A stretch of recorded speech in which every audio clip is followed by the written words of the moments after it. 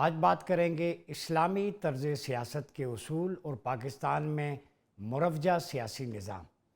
جب ہم سیاست کی بات کرتے ہیں تو اس کا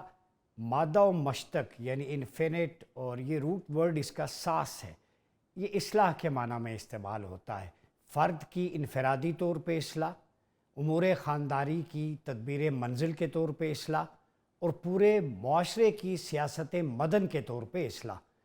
اور اب قرآنک پرسپیکٹو میں اگر اس کو دیکھیں کہ جو قرآن ہمیں پیرامیٹرز دے رہا ہے سیاست کے، اس کے مقاصد کیا ہیں، اس کی بیس لائن کیا ہے، اس کے آبجیکٹیوز کیا ہیں، اور اللہ رب العزت لوگوں سے معاشرے میں کون سی سیاست چاہتا ہے۔ اس ضمن میں میرے سامنے سورہ بقرہ ہے جو قرآن مجید کا دوسرا چیپٹر ہے، سورت نمبر 2 ہے اور ورس نمبر آیت نمبر 247 247۔ ان کے نبی نے ان سے کہا کہ اللہ نے تمہارے لیے طالوت کو علیہ السلام کو حاکم مقرر کیا ہے۔ ان لوگوں نے کہا یہ کس طرح حکومت کریں گے، ان کے پاس تو مال کی فراوانی نہیں ہے، ان سے زیادہ تو ہم حقدار حکومت ہیں۔ تو ان کے نبی نے جواب دیا کہ انہیں اللہ نے تمہارے لیے منتخب کیا ہے، سلیکٹ کیا ہے، اور علم و حکمت میں اور علم و جسم میں وسعت عطا کی ہے، اور اللہ جسے چاہتا ہے اپنا ملک دے دیتا ہے، اور وہ صاحب وسعت بھی ہے اور صاحب علم بھی ہے۔ اس آیت سے ان لوگوں کے سیاسی فلسفے، سوچ اور فکر کی نفی ہوتی ہے جو سیاست کے لیے مال کی فراوانی کو لازمی قرار دیتے ہیں۔ سیاست کے لیے یا سیاستدان کے لیے مال کی فراوانی ہونا شرط نہیں ہے، بلکہ اس کو عالم و شجاع ہونا چاہیے۔ اب یہ میرا حکم نہیں ہے، اللہ رب العزت کی وحی ہے، کمانڈمنٹ ہے۔ وَزَادَهُ بَسْطَةً فِي الْعِلْمِ وَالْجِسْمِ۔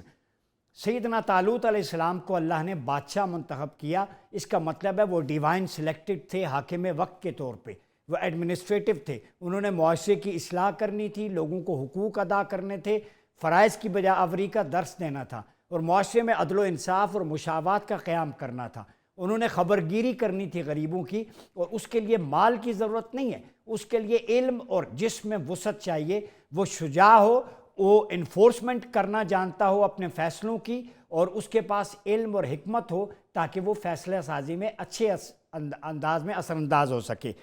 اب آقا علیہ السلام کی سیرت کو دیکھیں تو وہ مجموعہ ہے، سیاست کا بھی، سیرت کا بھی، سنت کا بھی، حدیث کا بھی۔ اس میں آپ کو استعمار سے جنگ بھی نظر آتی ہے، آپ نے مفاسد سے بھی روکا، امر بالمعروف نہی عن المنکر کا حکم دیا، نصیحت کی، فن حکومت نبی صلی اللہ علیہ وسلم کا برائے اصلاح تھا، اور صحیح اخلاق کی ترویج کے لیے اسی عمل کو خلفائے راشدین نے کیری کیا۔ تو ہم دیکھتے ہیں کہ چاہے وہ مدنی سیاست ہو جو اسلامی سیاست ہے، وہ خلفائے راشدین کی سیاست ہو جو علی منہاج النبوہ ہے، حضور کے اصولوں پر ہے، اس میں حکومت کس مقصد کے لیے تھی؟ ولایت کے لیے، لوگوں کی نگرانی کرنا، عمل بالمعروف نہی عن المنکر، جہاد، دفاع، قضاء، شہادت، حدود قصاص، تجارت، معاملات، نابالغ مسکین یتیم کے حقوق کی خبرگیری کرنا، سماجی، تربیتی اور معاشرتی امور، اقتصادی مسائل، زکوٰۃ، خمس، غنائم، اور اسی طرح ذمی اور اہل کتاب سے تعلق، غیر ملکی ممالک سے تعلق، صلح اور جنگ کے اصول، اور اسی طرح سے آپ صلی اللہ علیہ وسلم کے خطوط جو ہیں وہ بھی ہمیں ملتے ہیں۔ ڈپلومیسی کیا ہونی چاہیے، جابروں کے خلاف آپ کے اقدامات، شیطان سیاست اور سیاست مدار سے ٹکر، باطل سے جنگ، اور اسی طرح آپ صلی اللہ علیہ وسلم نے معاشرے میں وہ کر کے دکھایا۔ تو گویا اسلامی سیاست قرآنی سیاست ہے، نبوی سیاست ہے، خلفائے راشدین کی سیاست ہے، جو آج پاکستان میں ناپید نظر آتی ہے۔ جس کے پاس مال ہے، سٹیٹس کو ہے، وہ اپنے آپ کو اس منصب کا اہل سمجھتا ہے، حالانکہ اسلامی سیاست کا بنیادی اصول تقویٰ ہے، طہارت ہے، علم ہے،